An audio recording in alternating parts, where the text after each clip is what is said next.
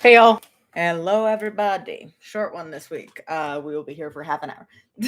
Yeah, just because we didn't get any questions, which is fine. Like it was a bonus episode, and Yeah. we're just gonna riff. So, but we said we were gonna do a Q&A when we did our last one. So, when our next bonus episode goes up, we will not be doing a Q&A because I will likely be in a car driving across. Well, no, the first Friday of August we should be moved in. We're moving cross country at the end of July. Everybody, wahoo! Yeah, because the first Friday is the 5th. But if we're So the first Monday is the 8th. Yeah, I mean, I don't know if we'll have the computer unpacked, so we may Yeah. or we may not. We may We or may or may yeah. not. We'll let keep you people updated. know when we're closer to the time. We will have, when our next bonus episode comes out, we will have a lot to talk about. Yeah. So if we have to post, but like we will be doing a Q&A, it might Yeah, just not be on that Monday. it might It just not be depending Monday. on what we have unpacked, because Yeah. Al is flying, but Chelsea and I are driving. Yeah. So it will take us a while to get across these United States, and we will be very tired by the time we make it there. So yes, but we'll see when we're closer to time. We can't predict that now. So anyway, Ravana and Arave, wahoo! This one was one of the ones I've had a lot of fun with. Like it was so long ago when we recorded it that I had forgotten how much fun we had. Yeah, but it was really a really fun. good time. I liked all of the just little one-off characters that we introduced in that episode. Yeah. Bianca was really fun. I liked Bianca. Yeah, I liked Bianca a lot. Also, all of the old ladies at Celica's tennis club were awful, but fun to have as NPCs. I love that Celica Morin took the notion of find you a MILF that'll treat you right and just ran all the way to home plate with that one, even at the end of the podcast. Yeah. Because Celica is also a MILF, but I think Adana's MILF for MILF. Yeah, well, Adana's considerably older than her because Adana's closer to 60 than she is 50. So, yeah. When they're middle aged, it's less, but yeah. But yes, I liked recording this episode a lot. It was really fun. I liked having the one-off NPCs. The format was fun. We liked doing the record scratches with Originally, we had planned on having Chels voice Verity for the record scratches. Like we had planned on just pre-recording pre-writing the lines and just having Chels run in to record them. And that would have been fun, but it ended up not happening because of scheduling conflicts. Yeah, which was sad. We in an upcoming bonus episode, we're going to be playing around with that format again, with the record scratches and this whole episode is being framed by somebody telling a story. Because we had so much fun with it the first time, and it was it ended up working really well for the other bonus episode that we did. So patrons, that one will be coming up for you soon, significantly before everybody else. Yeah, probably before we move. But yeah, and it was fun to just have a low stakes episode. Yeah, it was especially because we recorded Ravana and Arave, I think it was before the end of season 2. No, it was not, because we recorded a bunch of bonus episode stuff right after season 2. Okay. Yeah, right. No, we were recording season 3 because remember we had talked about having some of the old ladies show up in Vogvaldur arc. Yeah, but that was we started recording season 3 after we did the recording for the Ravana and Arave bonus episode. Oh, okay. Yeah, because we recorded a bunch of bonus stuff just right after we finished recording season 2. So I think it was during the airing of the last few episodes of season 2, but it was after we had gotten all the recording done. So we came off of the cliffhanger at the end of season 2 into recording this fucking Ravana and Arave focused bonus episode. It was oh my god. It was fun. Yeah. But it was a good tension release is what it was. Yeah. Oh my god. I was, when we had pitched this, when we said we want to do this as a bonus episode, I remember my first reaction was, I want to do it film noir style. I want people to feel like they're watching an old film noir detective movie. God. But it's dumb and funny. Yeah. Originally we had planned on making it a little more high stakes because our first pitch was Raven and Arave solve a murder. Yeah. And then we decided both that we wanted to make the tone lighter and that like if they were solving a murder, the city guard would need to be called in, and we didn't want to make Raven and Arave interact with cops. Or Celica, but Celica was ancillary to the actual mystery solving. Oh, goodness. But yeah, that was, I think it was like right before we sat down to plan it that we were like, actually, this would suck. Let's lighten the tone a little bit. Yeah, it would suck if this was edgy, actually. I don't want anybody to die in this one because it would suck. Yeah, so we kept the edgy framing device that we had thought about, but then we had this like comedic caper, and I feel like it actually worked out like better in the long run. Oh, it was better. Oh, it was really good. It was really fun. Yeah, I think what we had said was we couldn't set up the thread of Celica sugar babying with a bunch of like weird rich Volduran ladies and not have something with it. I think that was why we decided to set it at the tennis club. Yeah. Yeah. Oh goodness. Sorry, we have like a million bug bites each right now. The mosquitoes, they find us delicious. It's a humid summer in California, everyone. It's gross. It's gross. It's yucky. It's disgusting. We say as we get ready to move back into the most humid armpit of America. California mosquitoes are on some other shit. They are. Those things, they fucking eat DEET for breakfast. Like, there is no stopping them. California mosquitoes were genetically engineered by the U.S. government or some shit. Like, I feel like because there are so few, like, in comparison, like, bugs in California to, like, other places in the country. Like, as somebody that grew up in Appalachia and, like, grew up in the green mountains, like, there's way fewer bugs here, but the ones that are here are just nasty. Are just like nasty. Fucking Fallout rad roach shit. We're getting on a tangent. Yeah. We're getting on a tangent. But I stand firm on I will not die on this hill. I can leave it anytime I want, but oh goodness. But yeah. What? I'm so sorry. We got it. We got it. We got it. Shut up. Woo! Shut up. When are we signing? When are we signing? I think we've been working on a rental agreement for a house for after we move. Shut up. She said we got it. We got it. Oh my god. Send her the money. Fuck yeah. Oh. Yay. Sorry about that in the middle of our Q&A. Wait, we officially have a place for when we move. Whoa. And we're like in love with it too. Yeah, it's really nice. Yeah. Yeah. It will be the place that you will see in probably the next Q&A. We got to figure out where to set up our recording space. Yeah, that'll be interesting. Oh goodness.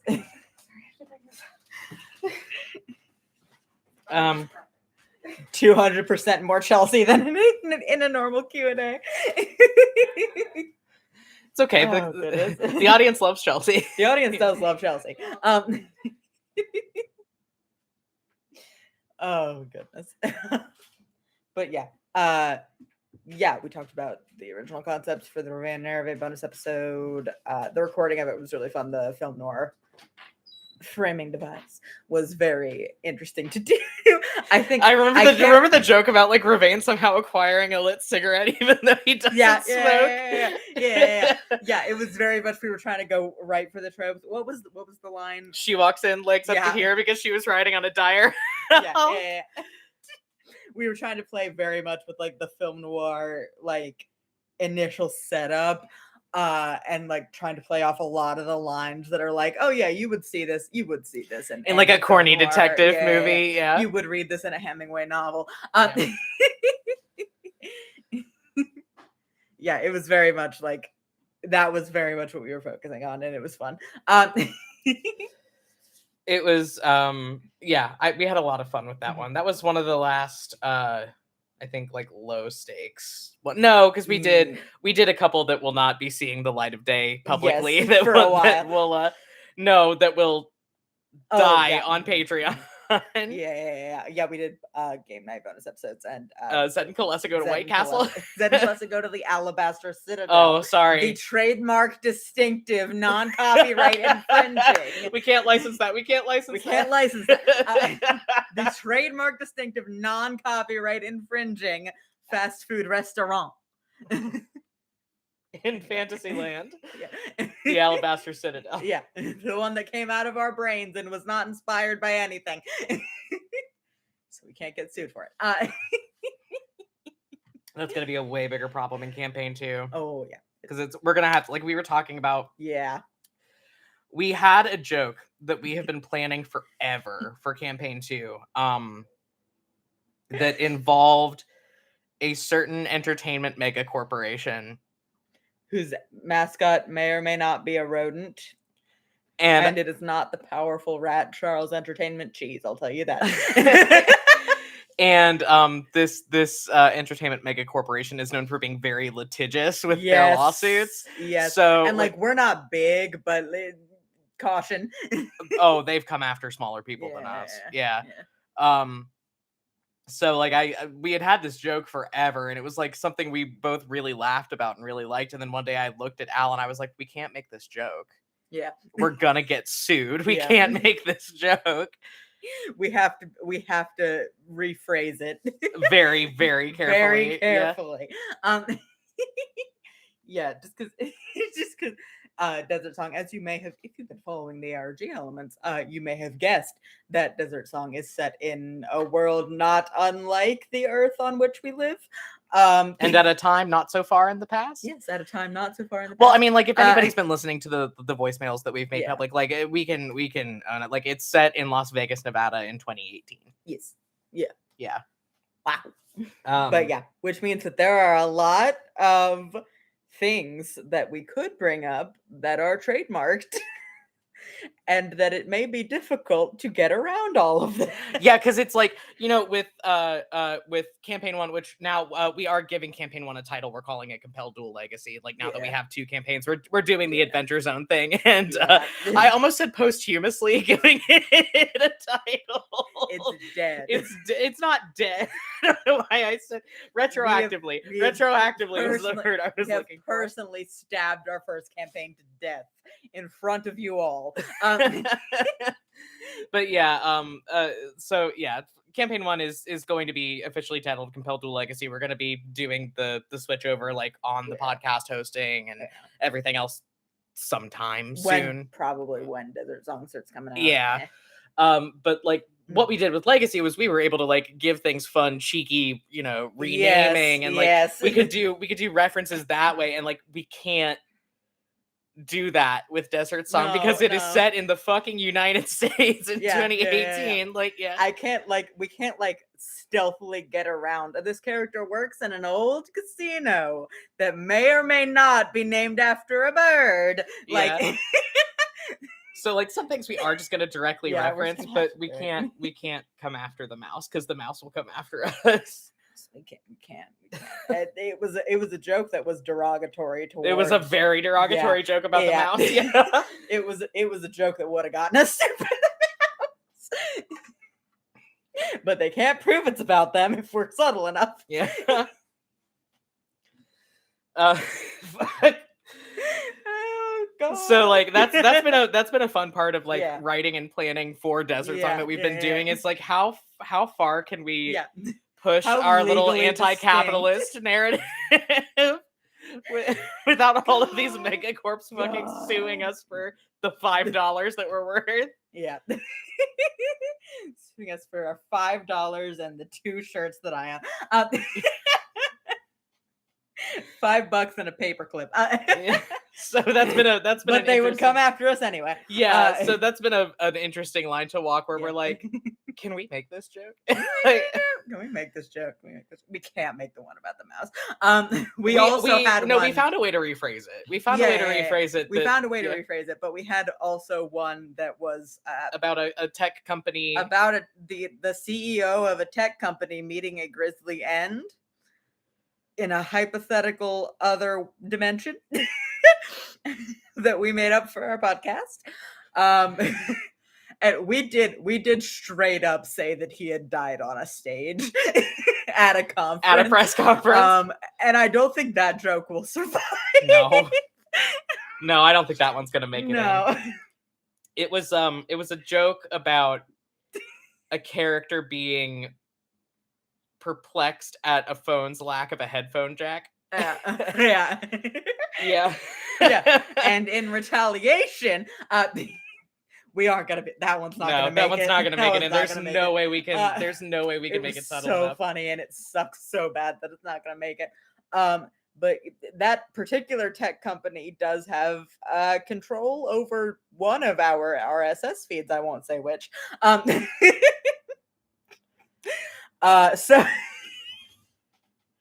So can't do it. Not today. Can't do it. Which is sad. But yeah, there's gonna be like a lot of. We've prepared ourselves for the fact that like we just kind of have to pick and choose which corporations we can poke at.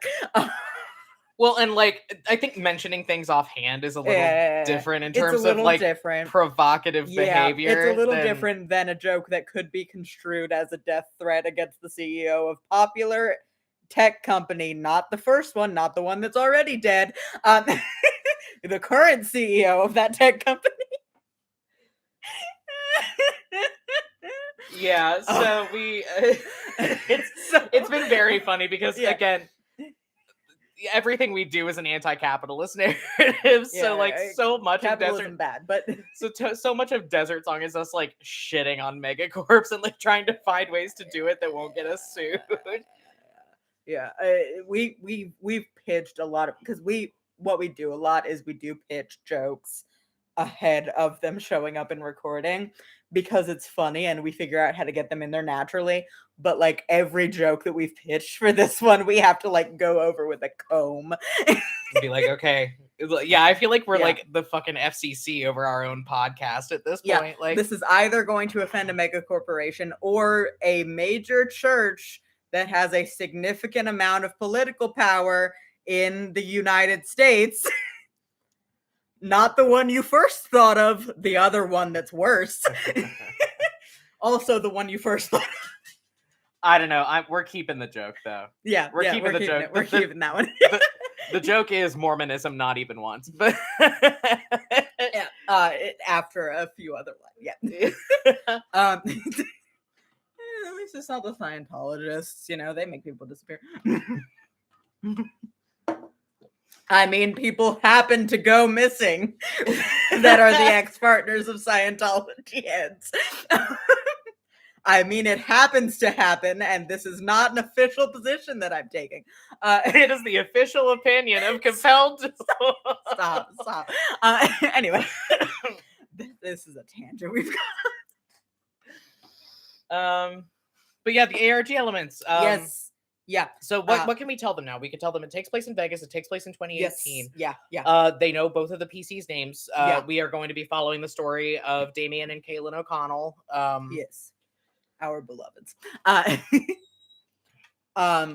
think we made a tweet to this effect, but if you've been following us on various social medias, every voicemail that you've heard, including the teaser for the campaign that aired right after the campaign 1 finale, all of that has been voicemails to the same voicemail box. It's which Kaylin's voicemail. Yeah, which is Kaylin's voicemail. Yeah.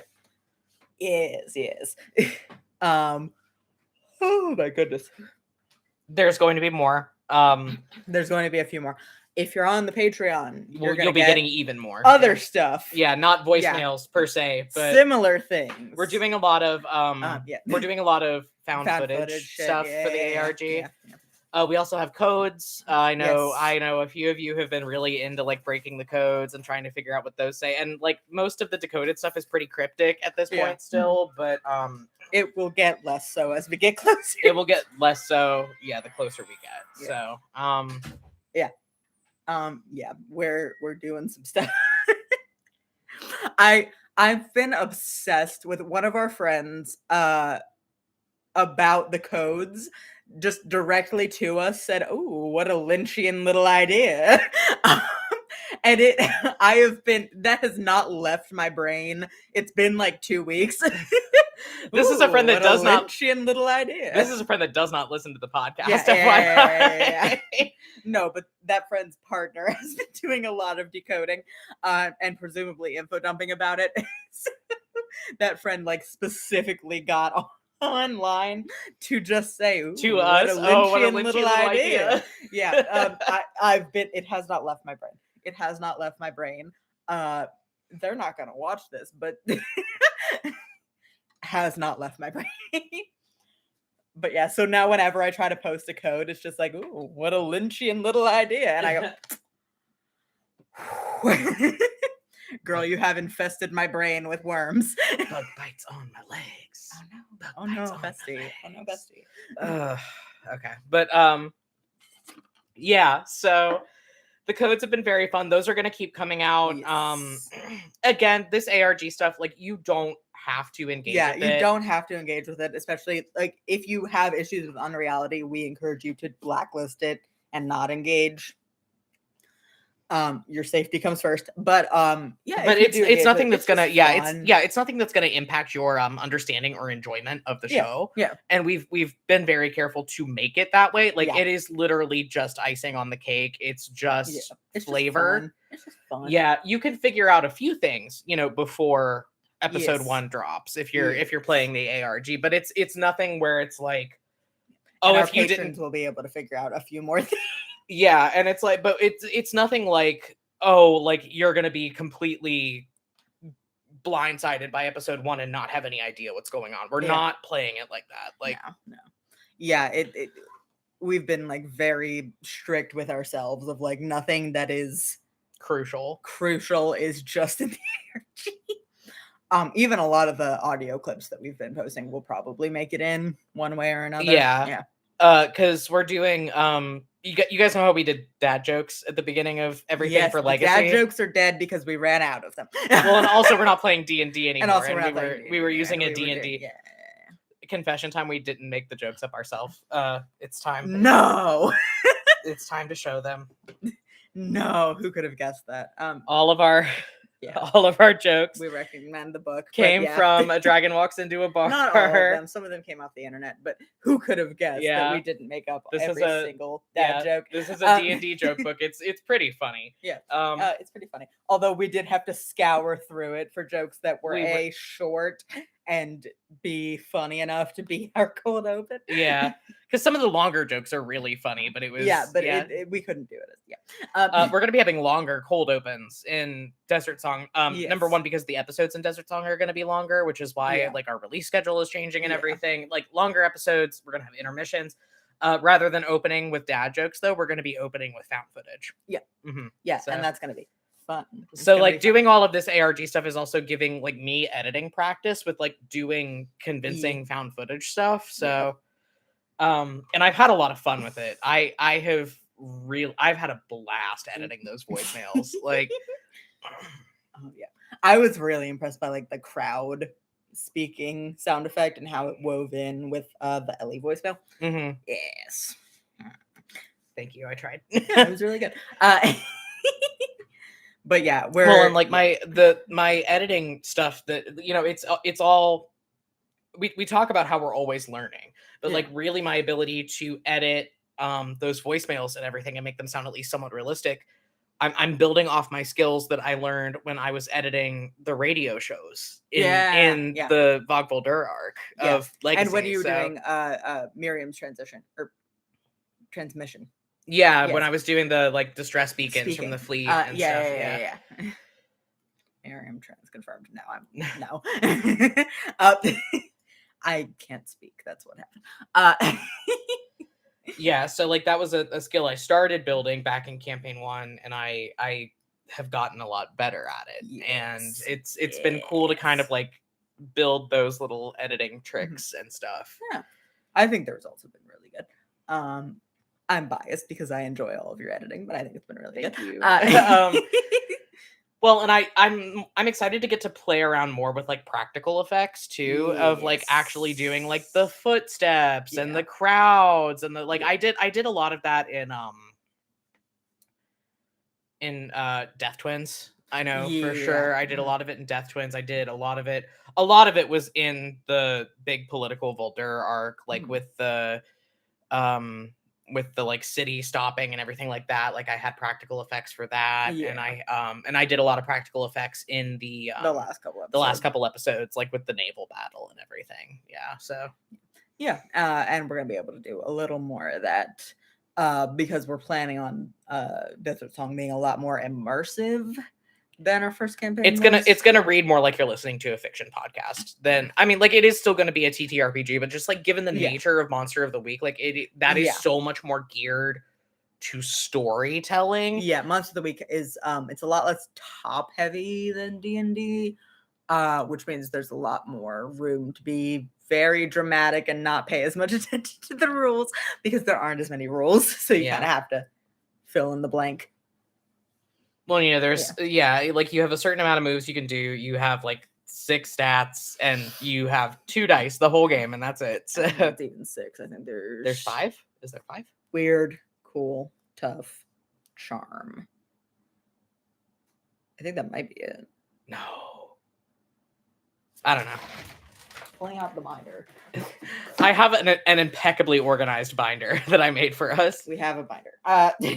And like laminated character sheets and wet erase markers. Yeah. I'm an organization fiend. I'm keeping them so off the camera. Charm, cool, sharp, tough, weird. 5. I knew there was a 5th one. Okay. 5. I forgot sharp. Which makes sense because I have no. Big dumbass. Oh goodness. But yeah, it's slightly more limited stats. It's more limited moves. But also less class features. Like it's very much storytelling. But yeah, but also like that it gives you a lot more freedom in that like you can just say what you want to do. Yeah. And like there's no like, oh, we'll roll an acrobatics check for that. It's like, no, you want to jump up on that table? Cool, you jump up on that table. Like And also combat is a lot more fluid than it is in There's D&D. No initiative. Yeah. We're excited to do that, and it is going to be very much more like you are listening to a narrative podcast, even though we will still be rolling dice and making moves. But like it's going to be much more narrative. I think we'd also discussed doing like less of an intro before episodes. Or did I make that up in my brain? I thought our idea was going to be we were going to do 1 found footage per episode. And we were going to go from the found footage into the theme song and then just fucking start. Yeah, that's what I thought we had discussed. Yeah, there's not going to be any more like, hey, I'm Barry, I'm Al, welcome to Compelled Duel. Like we'll do one in the premiere. You know what our shit is. Yeah. I mean that in the most gentle way. Oh goodness. Like I'm excited for it. I kind of like the litigiousness of D&D, but that's because I am very geared towards like I'm a very like as a DM I'm very like dungeon crawl, combat, like let's roll some dice, let's see what the math rocks make you do. Like Barry also doesn't know how to play Monster of the Week yet. We're gonna have to do that before we start recording Desert Song. I have a osmosis based and inferential knowledge of how to play Monster of the Week, but you have never played it. But I have never played it. Oh, Bessie. But I'm excited though, like because when we were running through like you know things we wanted to do, because we've already discussed potentials for campaign 3 at this point of like because we want to play a different game every campaign. We're pretty sure. We might have this is a big maybe. We might have a mini campaign. We will see. Yeah, where we play D&D and go back to Illyria. Like we had pitched that before, but but yeah, we had discussed. I think what we had discussed was going D&D Monster of the Week, like kids on bikes or something. Yeah, because we had wanted to do something with the Witcher RPG, and then like I bought the book and I read through it, and like if you think D&D is complicated and top heavy, there's a mechanic for degradation of your armor. So like each piece of your armor. Yeah, so like after you get into combat, you have to account for like fixing up your armor, like how much worse your armor is at protecting you. And I was like, we're not fucking doing that. I flipped the table. Yeah. Like, and I am into like litigious gameplay, and even I didn't want to do that. So, no, not a knock on the Witcher TTRPG. It's a very well written. I'm sure other people enjoy it. Yeah, not for us. Not for us. Not for us, and especially not for a podcast. Yeah, because nobody wants. That is the half-hour mark for us. Parting thoughts. Parting thoughts. If you aren't following us on social media, you should do that. Tumblr, Twitter. We're posting a lot of ARG stuff on there. It's fun. If you're patrons, watch out for other stuff coming very soon. We have some found footage stuff planned. I was thinking of maybe putting up some playlists like ahead of the premiere. Well, we have some legacy character playlists that we have to do. We said we were going to make an Adana one. This is true. So stuff coming for y'all. $5 patrons. We have a bonus episode recorded. It will be edited and released soon. I'm doing my best. We're doing a lot of moving prep. Yeah, give us some grace. We're doing a lot of moving prep. Next bonus episode comes out August 5th publicly. Yes. It's a fucking doozy. Check the content warnings on that one. Check the content warnings. Also, there's going to be some cool stuff coming along with it. We've been working very closely with Aries, our cover artist, and there's going to be some. We just like fucking monopolized Aries' time in June. Yeah, we really did. But there's going to be a trailer as soon as we get the project that we've been collaborating with Aries on. There's going to be a trailer coming out for the next bonus episode, and hold on to your butts. Check the content warnings on it. It's a heavier one. We did like 2 heavy bonus episodes, and that's it. Okay. They got some plot information. They're fun. They're not fun, but they're good. I was proud of them. They're fun in parts. Parts of them are fun. So be on the lookout for that. Again, check the ARG stuff. Patrons, a lot of other stuff coming out. Okay. Next Q&A, we don't know when it's going to be because we're going to be. Hopefully the 8th. We'll let you know on social media. Also follow us for that. We're going to be ass deep in moving stuff. So I don't know. I don't know if we're going to have the computer unpacked, but if we do, we will see you then. But we'll keep you posted. We are moving on like July 31st, or we would have more concrete information. Yeah. Hey, we got the house. Woo! All right. Very excited. Bye, everybody. Bye, everybody. See you when we see you. See you when we see you. Oh, goodness.